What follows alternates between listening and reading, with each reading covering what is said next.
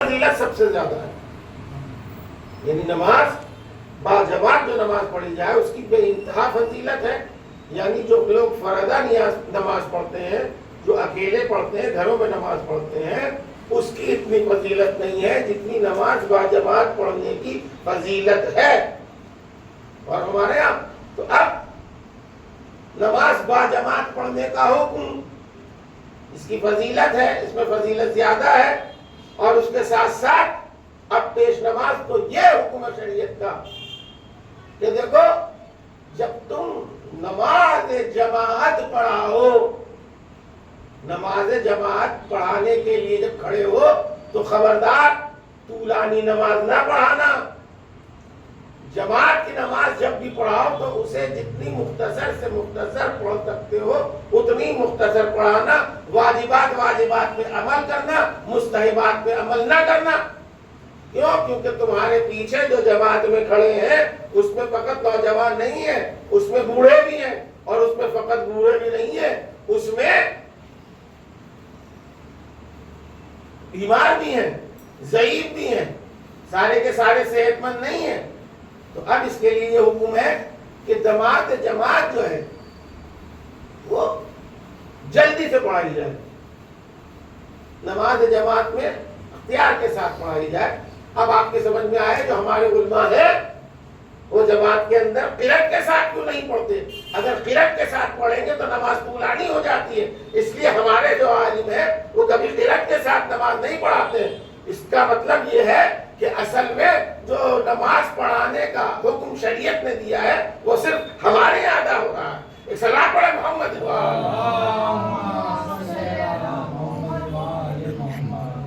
ہاں اگر تمہیں فردہ نماز پڑھنی ہے اس میں جتنے مرضی آئے بڑے سورے آپ پڑھو، جتنے بڑے سورے آپ پڑھنا چاہو اتنے بڑے پڑھو، جتنے نوافل پڑھنے چاہے پڑھو. لیکن جماعت کے لیے احتیاط ہے کہ مختصر سے مختصر، تاکہ جو پیچھے کھڑے ہیں انہیں کوئی تکلیف نہ ہو. تو روزہ یاد آتا ہے، جہاں فرش ادا بچھی انہیں نماز بھی یاد آ گئی، انہیں روزہ بھی یاد آ گیا. میں ہاتھ جوڑ کے کہوں گا کم از کم ازاداری حسین کا یہ تو نتیجہ ہے کہ حسین کی مجلس کے طوفان میں تمہیں نماز تو یاد آتی ہے. ایک صلوات پڑھے محمد.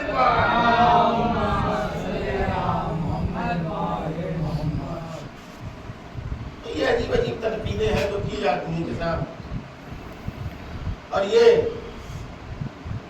جناب ابراہیم جب اپنے بچے کو لے کے چلے ہیں خواب کو پورا کرنے کے لیے، خواب کو پورا کرنے کے لیے تو ابھی ملتا ہے کہ راستے میں درمیان میں جس مقام پر شیطان نے انہیں روکا، انہیں ٹوکا، بہکایا، تو آج بھی ان کی شبیہ بنی ہوئی. یعنی ایک بڑا شیطان، ایک منجلا شیطان، ایک چھوٹا شیطان. خانہ کعبہ میں جب آپ جاتے ہیں وہ سب کے سب شیطان کو، یعنی بڑے شیطان، منجلے شیطان اور چھوٹے شیطان کی تنقیدیں مارتے ہیں. میری سمجھ میں یہ نہیں آیا کہ شیطان اتنا شریف ہو گیا کہ سر جھکا کے سب سے پتھر کھا لے گا. شیطان تو کبھی کسی سے پٹتا ہی نہیں. جب بھی پٹنے کا موقع آتا ہے تو سب سے پہلے فرار اختیار کرتا. لیکن عزیزان محترم آپ نے دیکھا جتنے بھی حاجی ہیں سب جاتے اور جانے کے بعد یہ بڑا شیطان ہے، یہ منجلا شیطان ہے، یہ چھوٹا شیطان ہے. اس کا مطلب یہ ہے کہ ظالم سے اگر تم ظالم کو نہ دیکھ سکو، ظالم تمہارے سامنے نہ ہو تو اس کی کسی بھی صورت میں بنا کر اس سے انتقام لے سکتے ہو. ایک صلوات پڑھے محمد.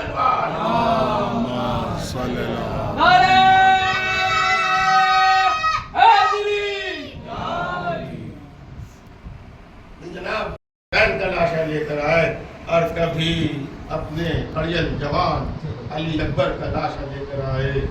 لاش علی اکبر کی جو مقتل سے اٹھا لائے، نوجوان کو صف اول سے اٹھا لائے. دی صدا لاش کلتر آن کے لے جا بانو، چھن گیا برچی سے اکبر کا کلیجہ بانو.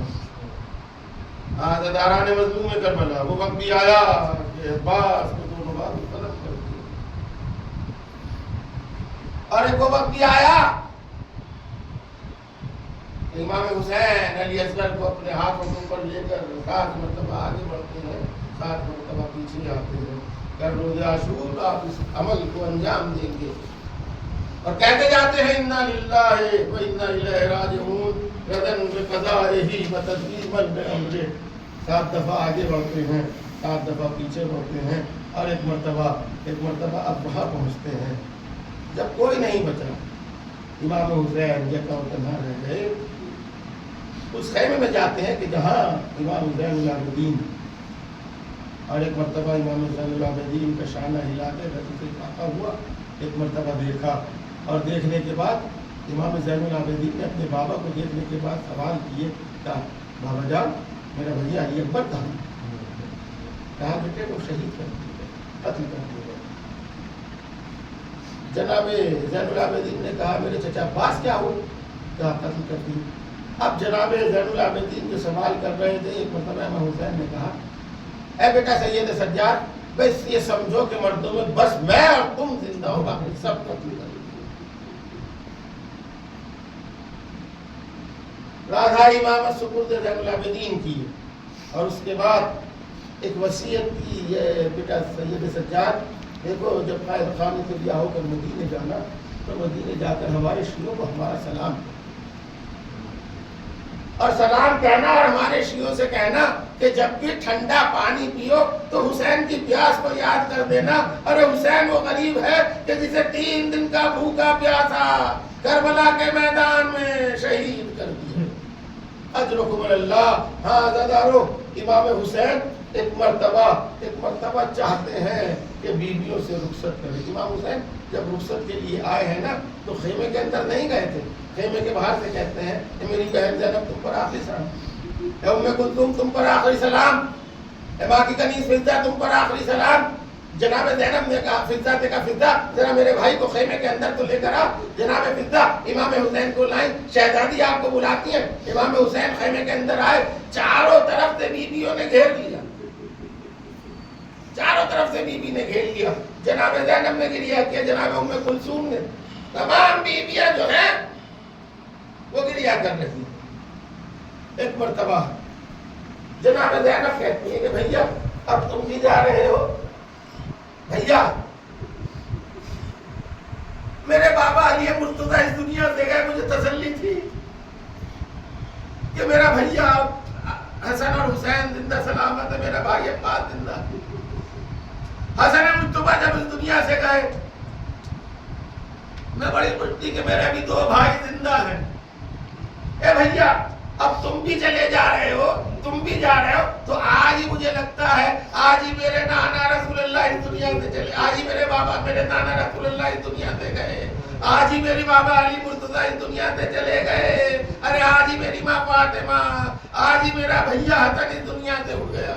اجرکم اللہ. ایک مرتبہ امام حسین نے کہا بہن زینب میری ماں بھی اس دنیا سے چلی گئی، میرا بابا بھی چلا گیا، میرا نانا بھی چلا گیا، میرا بھیا بھی چلا گیا. دیکھو تم نے ان سب پر صبر کیا نا، جیسے تم نے ان سب پر صبر کیا ایسے مجھ پر صبر کرو. کہا بھیا میں کیسے صبر کروں؟ ارے تم تب نہیں تھے لیکن تم تو تھے، تمہیں دیکھ لیتی تھی زندہ رہتی تھی. ایک مرتبہ روایت کے الفاظ ہیں کہ امام حسین نے اپنے عوامے کو سر سے اتارا، ہاتھوں پہ بلند کیا، پروردگارا ارے میری بہنوں کو میرے غم میں صبر دے دے.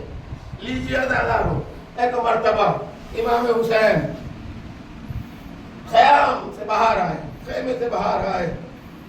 راوی یہ لکھتا ہے کہ امام حسین باہر آنا چاہتے تھے، کوئی بیوی تھی جو دامن کھینچ کے روک لیا کرتی تھی. مجھے نہیں پتا کہ امام حسین کس طرح سے میدان میں آئے. اور ایک مرتبہ جب میدان میں آئے اپنے گھوڑے ذوالجناح کو آواز دی، ذوالجناح آیا. ذوالجناح کے آنے کے بعد ایک مرتبہ دائیں دیکھا، ایک دفعہ بائیں دیکھا. میر حدیث نے کہا حسین جب کہ چلے بعد 2 رن کو، نہ تھا کوئی جو تھا میں رکھا بتوسن کو. حسین سکینہ جھاڑ رہی تھی ابا کے دامن کو. حسین چپ کے کھڑے تھے جھکائے گردن کو.